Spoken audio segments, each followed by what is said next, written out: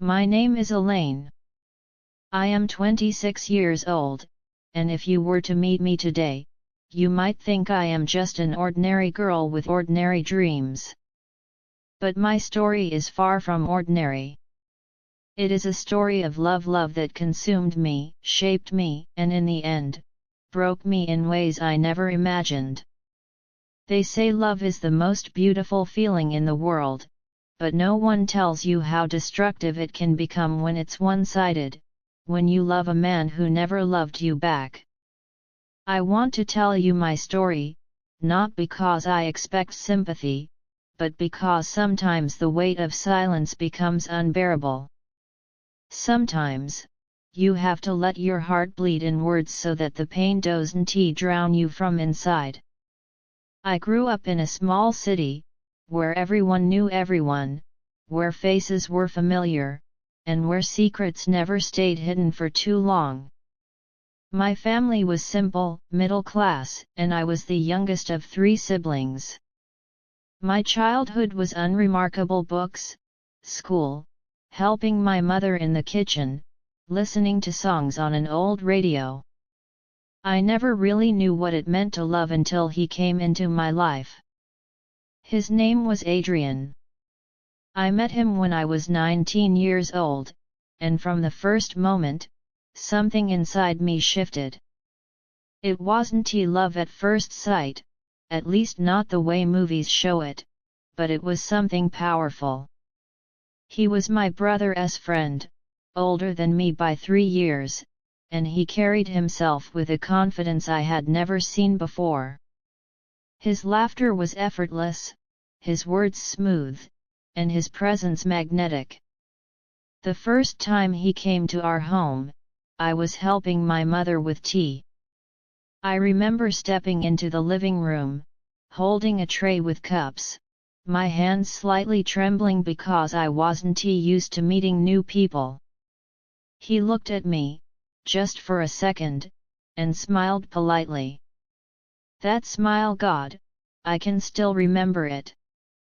It wasn't special for him, but it was everything for me. Days turned into weeks, and weeks into months. Adrian started visiting more often, sometimes for group studies with my brother, sometimes just to hang out. I tried to act normal around him, but inside me, a storm was brewing. I found myself waiting for the sound of his bike, the echo of his voice, the way he greeted my family with respect. I told myself it was just admiration. But soon, admiration grew into infatuation, and infatuation transformed into love, a deep, burning love that consumed me. At 19, I was innocent, inexperienced, and maybe too naive to understand the danger of loving someone in silence. I didn't tell anyone, not my friends, not my siblings. It was my secret, my treasure, my curse. Every time Adrian spoke, I listened as if his words were meant for me. Every time he laughed, it felt like sunlight breaking through clouds. I memorized his habits: the way he pushed his hair back when he was nervous, the way he tapped his fingers when he was thinking.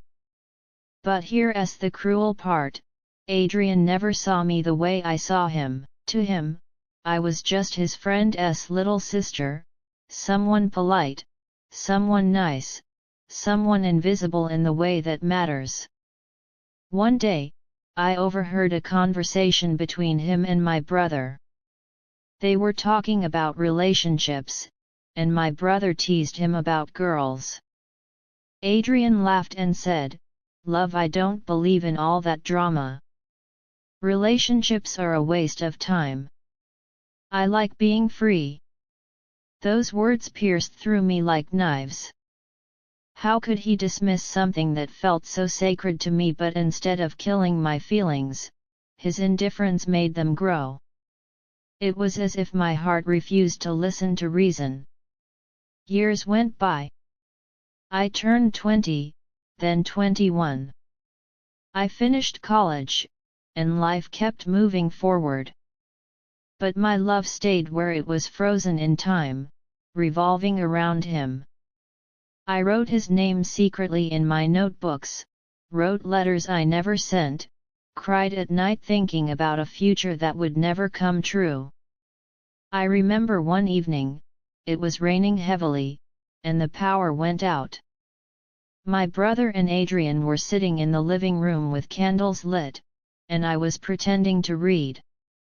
Suddenly, Adrian started humming a song, a slow, soulful tune. His voice was rough but beautiful. In that moment, I felt like the universe had created music only for me. I smiled without realizing, and he noticed. He looked at me, confused, and asked, "Why are you smiling?" I froze. My brother laughed and said, "Ignore her, she's weird sometimes." Adrian shrugged and went back to singing. But I remember running to my room, my heart racing, my cheeks burning. That 1 second of attention was enough to keep me awake for nights. But life doesn't work the way dreams do. Adrian eventually got a job in another city. His visits became rare, his calls to my brother less frequent.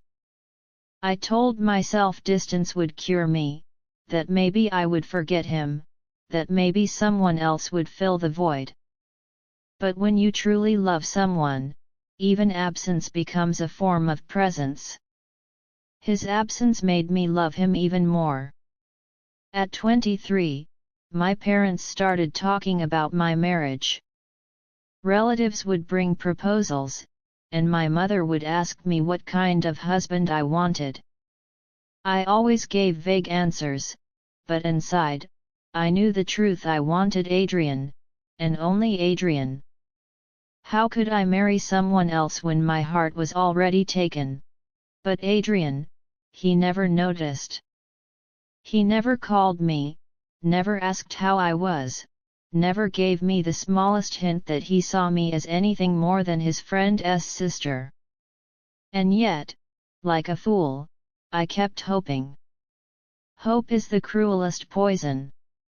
One evening, after years of silence, Adrian came back to visit. By then, I was 24.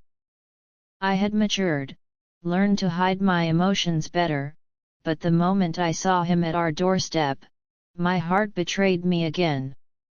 He looked different, more serious, more tired, but still the same man I had loved for years. We talked politely, exchanged small conversations. He asked about my studies, my plans, my work. His kindness made me believe, just for a moment, that maybe there was something. But then reality shattered me again. 2 weeks later, my brother casually mentioned, "Adrian is getting engaged. Did you know?" My whole world stopped.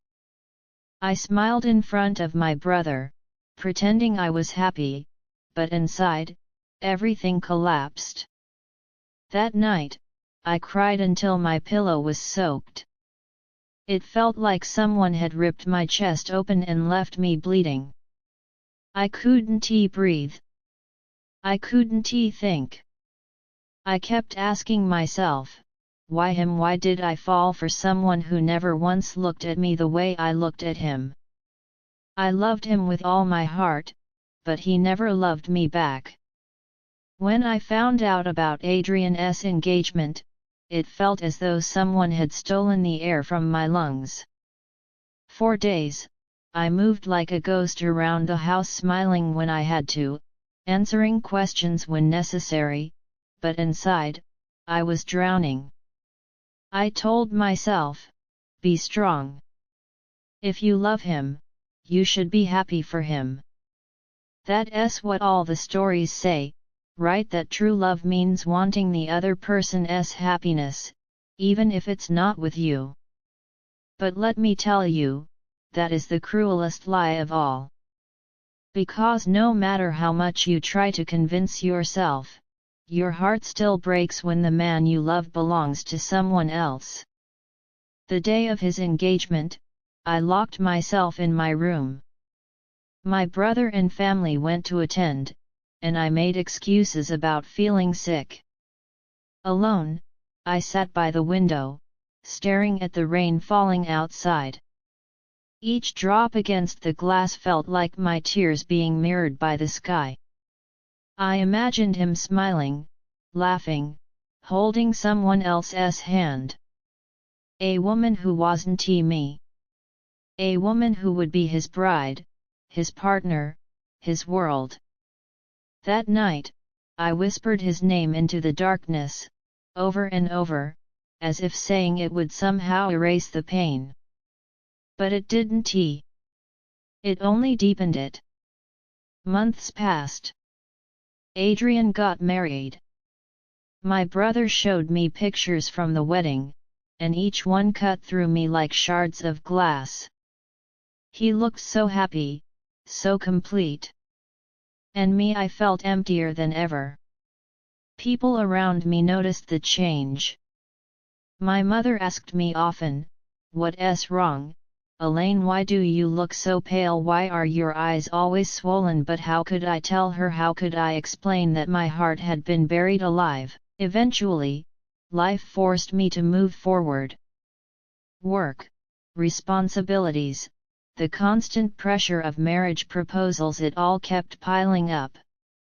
But deep inside, I carried a secret grave. A grave where I buried my love, my dreams, and my hope.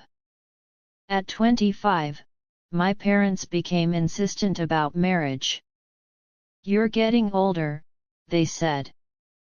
"We don't want you to be alone." I didn't have the courage to tell them that I was already alone, even when surrounded by people. I agreed to meet a few suitors, but every time, I compared them to Adrian. No one ever matched.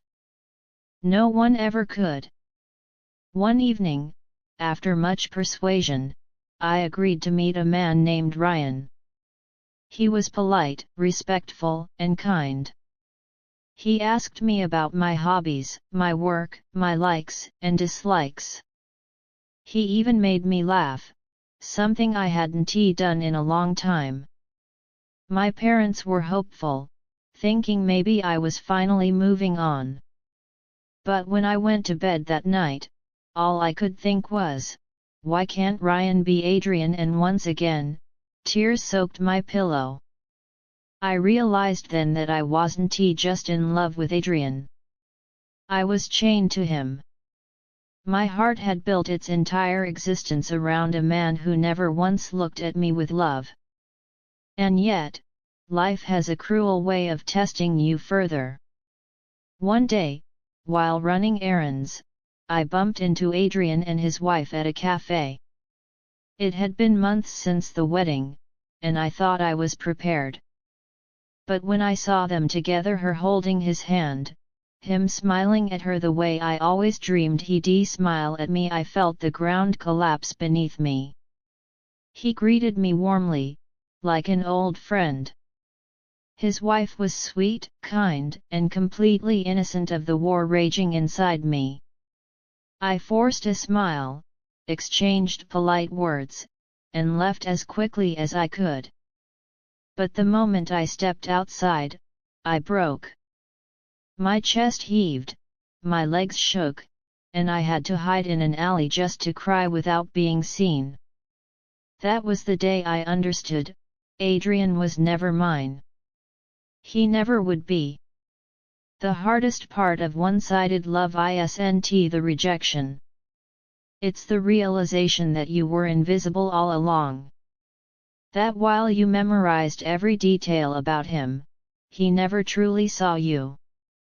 Years of loving him, and I was just nobody. Still, I kept my silence. I never told him. I never confessed. I carried my love like a shadow, following me everywhere, haunting me at every turn. By the time I turned 26, I had accepted my reality. Love doesn't always mean possession. Sometimes, love means pain and survival and learning to smile while your heart is bleeding. One night, I sat by my window, writing in my journal. I wrote, maybe one day, he'll know. Not because I tell him, but because the universe whispers it into his soul that there was a girl who loved him endlessly, quietly, and faithfully. A girl who never asked for anything except to be seen. A girl who loved him when he didn't even care. I closed the journal, placed it in my drawer, and cried myself to sleep. And here's the strange thing, despite all the heartbreak, despite all the loneliness, I don't regret loving him. Because love, even when unanswered, teaches you something profound. It teaches you the depths of your own soul. It shows you how much you can give, how much you can endure, how much you can feel. Adrian will never know the sleepless nights, the silent tears, the whispered prayers I made for him. He will never know how much he meant to me. And maybe that's okay. Maybe some loves are meant to remain unspoken, sacred in their silence. I am 26 now. I still carry him in my heart, but differently. Not as a hope, not as a dream, but as a lesson. A lesson that sometimes, the person you want the most is the one you're never meant to have. And though it hurts, though it will probably always hurt, I still believe in love. I still believe that somewhere, someday, there might be someone who looks at me the way I looked at Adrian. Someone who sees me, really sees me. Until then, I live with my story. A story of a girl who loved a man who never loved her back. A story of silent devotion, of shattered dreams, of hidden strength. And if you're listening to this right now, if you've ever loved someone who didn't love you back, know this: you are not alone. Your love was not wasted. Because love, even unreturned, is still love. And that is something beautiful.